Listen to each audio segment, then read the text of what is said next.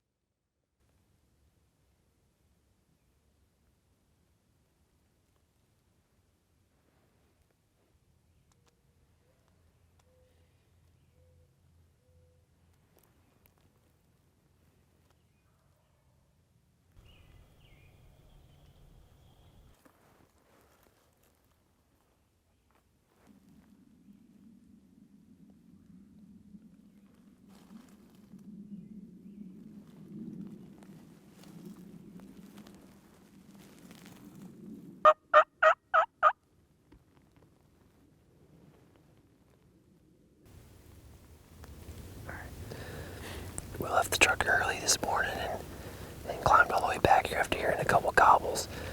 And sure enough, we got in actually probably just a couple hundred yards away from them. And the big group kept gobbling. And sure enough, though, we heard some footsteps. And I was debating if it was a dude or a turkey or even a deer. I thought it was a turkey, though, with its cadence. And never saw it, but we heard it drum. Like, it must have been a big tom, like literally in shotgun range right on the other side of the ridge, just down from us. We never saw it. It's kind of thick in here, but man, like, I thought the tag was filled at that point. It was super loud walking. He had to be within 40 yards.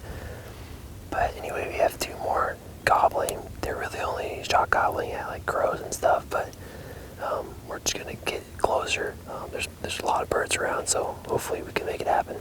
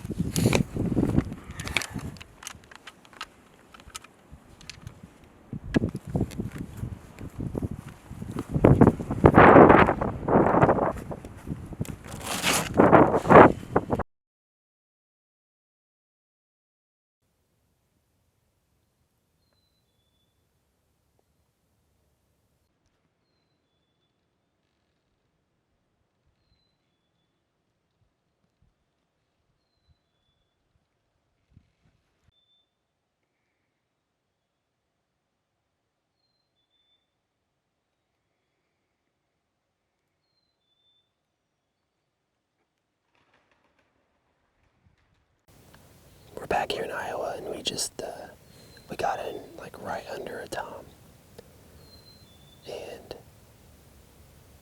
he must be extremely pressured because when he flew, like he turned around like he was gonna like dip right down in here, which would have been perfect, but instead he literally just stayed.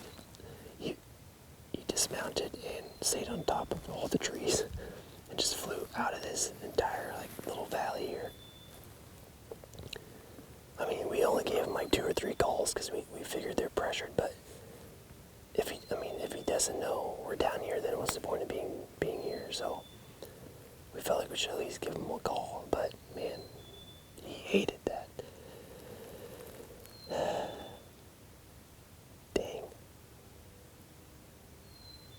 A lot less bird stalking this morning than Friday.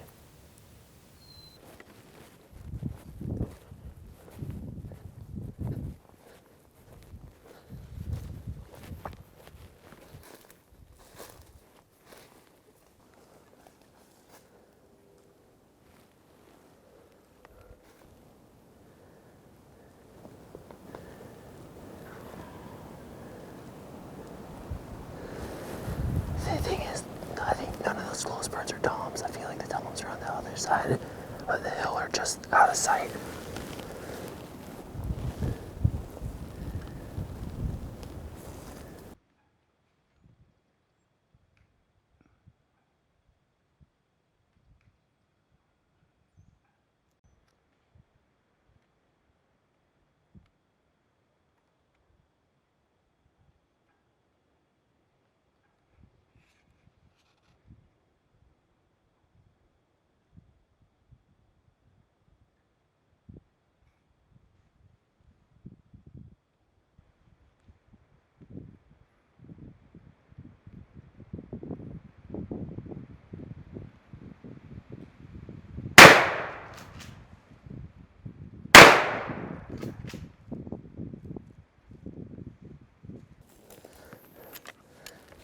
Did it look like I got any hit on him?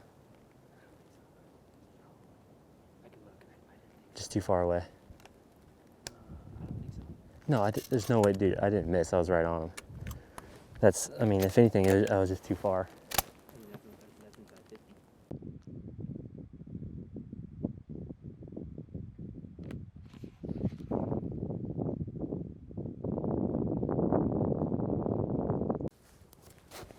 Well, the quick update is that I'm never going to hunt with Nate again because he's making me feel like absolute dog. Yeah, you are, dude. Right away, your reaction.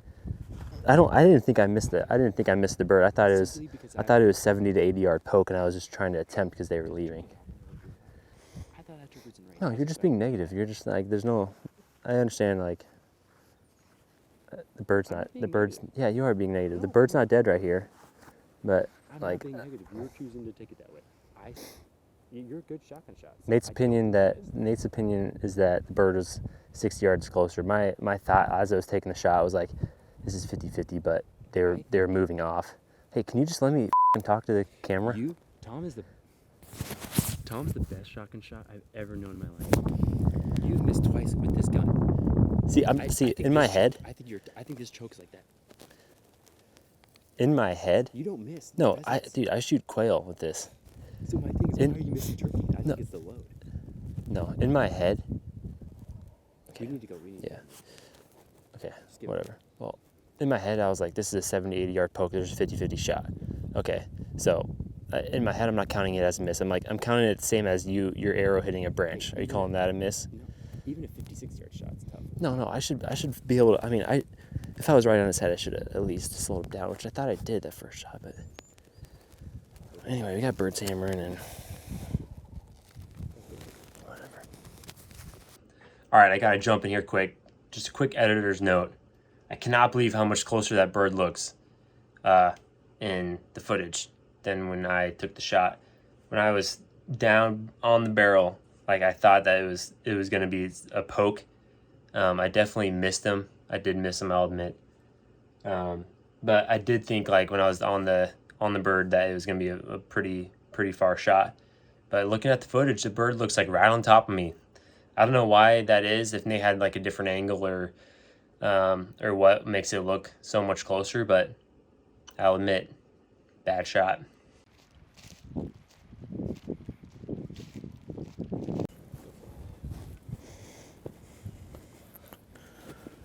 well, we walked back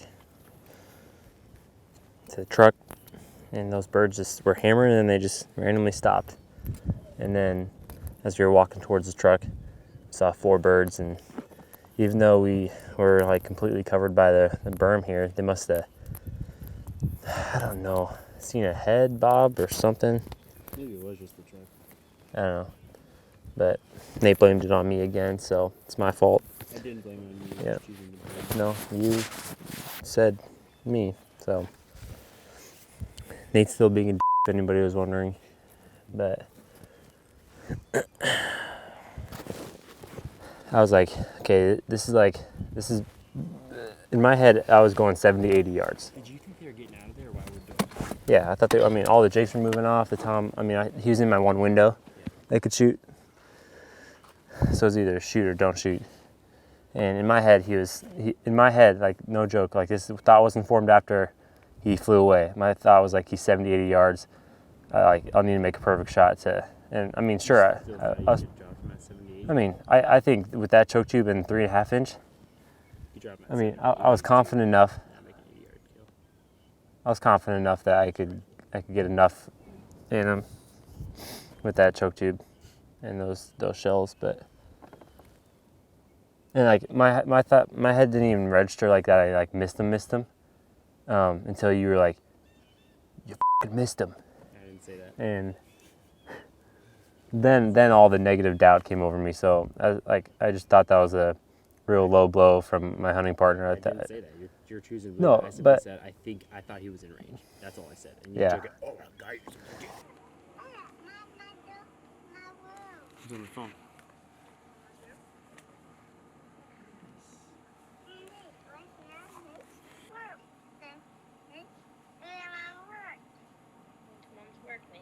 Oh, yeah.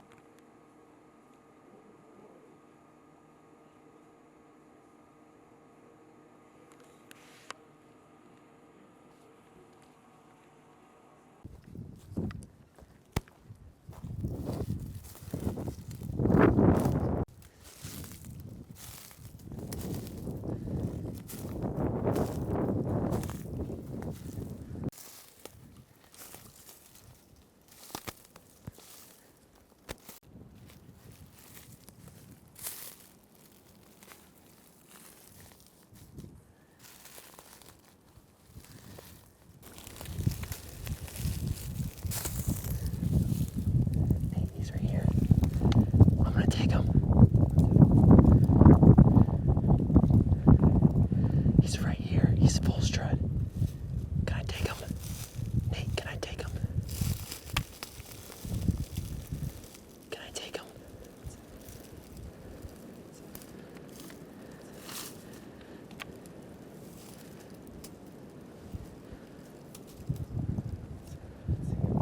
He's right there. I gotta take him. Nate. I can't see him through there.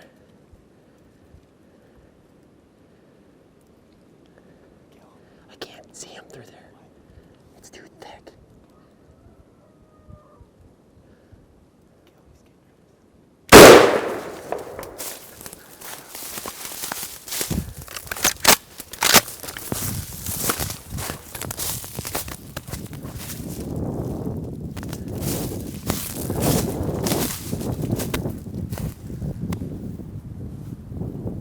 Is that him?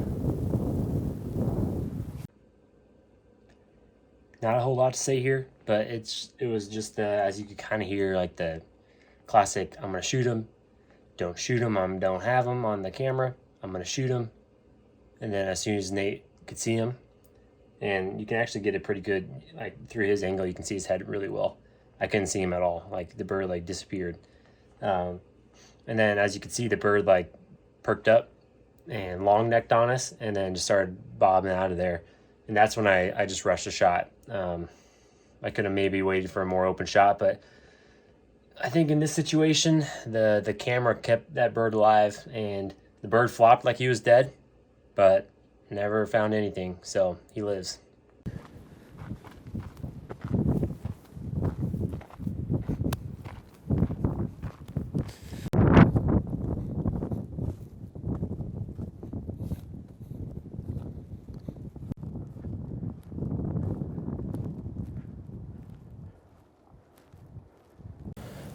found this nice sunny area back here in this timber, and we're just gonna give it an hour or two, just hang out here, call just a tiny bit, and kind of pray that something walks by. It seems like a lot of birds that we've seen are hanging out in this kind of stuff midday, scratching around, so there's a good path right here and an open little spot to our left, so it should be good. What? Well, just a little bit ago we were driving this road back to come sit in this spot, and there's a top on the road with a couple hens, and we drove past, turned around, and came back the other way, and we saw them just kind of hanging up on the hillside. So sure enough, we pulled over on the side of the road, got out, and started going up the opposite side of the hill to kind of meet him at the top.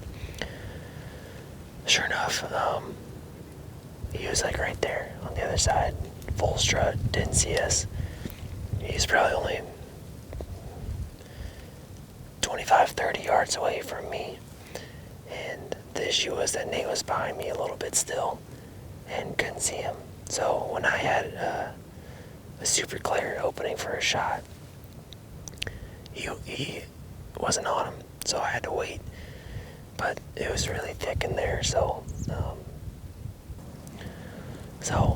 he started getting nervous, and he lifted his head up and started like walking kind of away up the hill. So I rushed a shot, thinking I was gonna lose my opportunity, and I thought I hit him really good. Like he did the whole like turkey flop and everything, and my mistake was that I turned to Nate to high five him. And when I turned back, like I didn't see him, but I wasn't worried at that point. I just figured he was right down there on the other side of the hill, but we never found him. We saw a couple birds like running away. None that like looked like a tom, but I mean we searched everywhere, and I guess I missed him, and I had to shoot through a lot of stuff, and I didn't. When I think back to the shot, I didn't have like a exact spot where I was aiming on the bird's neck, because it's so thick. So I mean I made a rookie mistake, and should have just waited for some other opening if he would have given me that opportunity, but you just don't know. Just a part of filming on. Sometimes you're not ready when the good shot opportunity can happen, so it's just part of it. But I'm pretty disappointed in myself, and I took a shot to pattern the shotgun, and everything looked good, so I'm just hoping that I'll get another opportunity.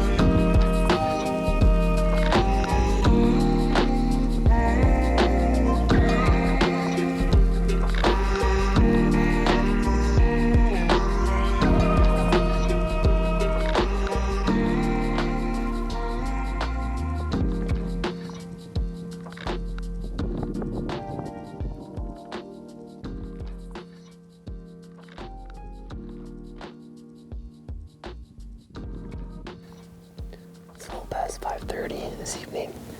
We got the decoys out here 10 yards.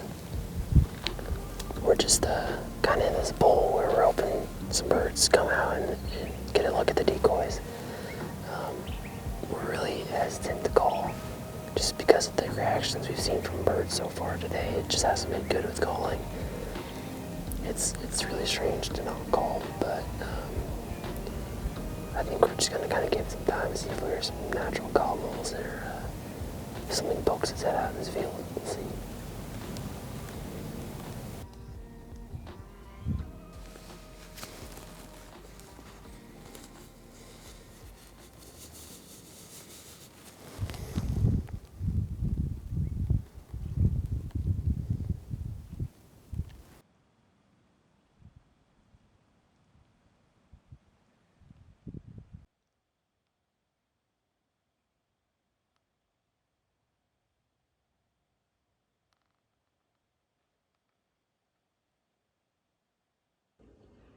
Well, guys, that's a wrap on this episode. We technically had one more day to try to fill that tag, but I was just emotionally drained from the day. I wasn't quite sure what hit me. Missing twice. I know there are all sorts of circumstances in those shots that could have helped me not miss the bird and all these things, but I just I was drained, and I needed my mind to just reset. I needed to just take a day or two off and focus on a different season. I felt like I had done my damage with those Iowa turkeys. So huge props to Iowa DNR. That public land looked like some of the best private I've seen. So that is huge plus if you hunt Iowa. They do a great job, but I'm sure we'll be back. Until then, those Iowa turkeys won. I did get redemption just a couple days later in Nebraska. That episode will be live soon.